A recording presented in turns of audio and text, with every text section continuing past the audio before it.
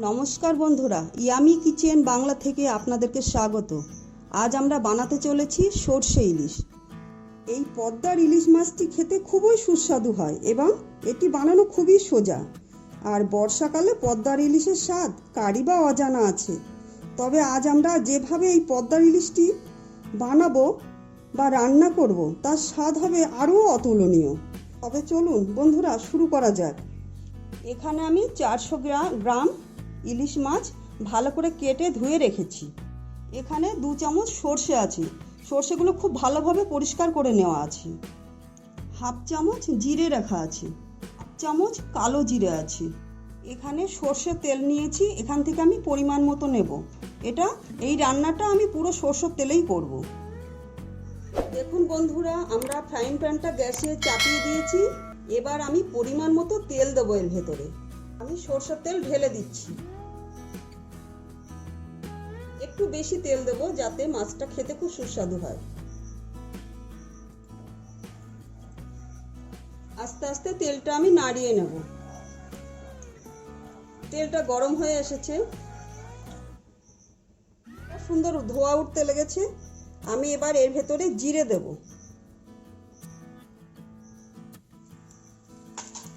গ্যাসের জোরটা একটু কমিয়ে দেব। এবার হাফ চামচ কালো জিরে দেব।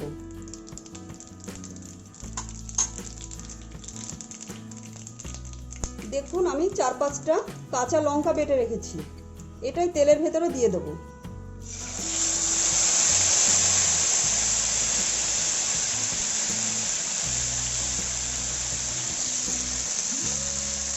হাফ চামচ হলুদ দেব।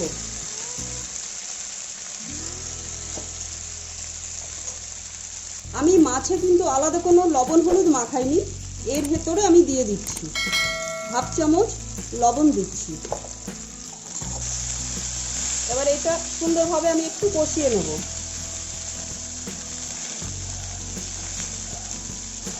গ্যাসের হিটটা একটু কমিয়ে দেব। এবার মাছগুলো আমি এর ভেতরে দিয়ে দেবো।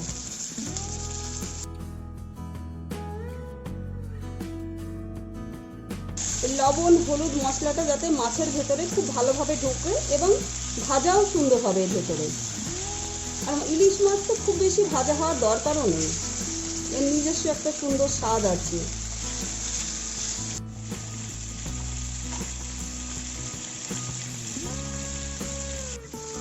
মাছটা দেখুন যেটুকু ভাজা হওয়ার ঠিক হয়ে গেছে।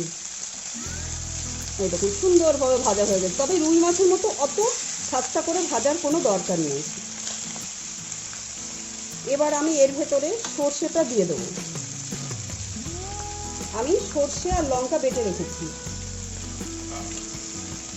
এর ভেতরে খানিকটা জল দেবো।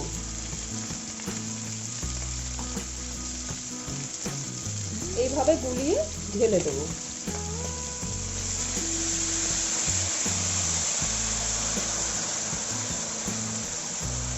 আর খানিকটা জল দেবো আমি এতে।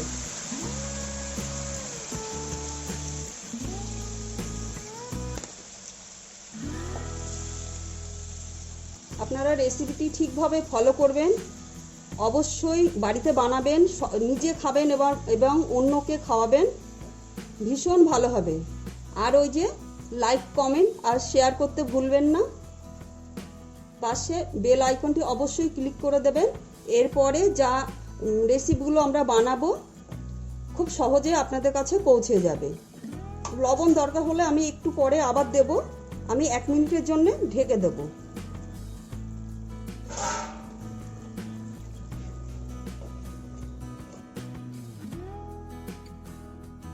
দেখুন বন্ধুরা, আমাদের এই মাছের ঝোলটা খুব সুন্দরভাবে ফুটে উঠেছে। এবার আমি ঢাকনাটা খুলে দেব।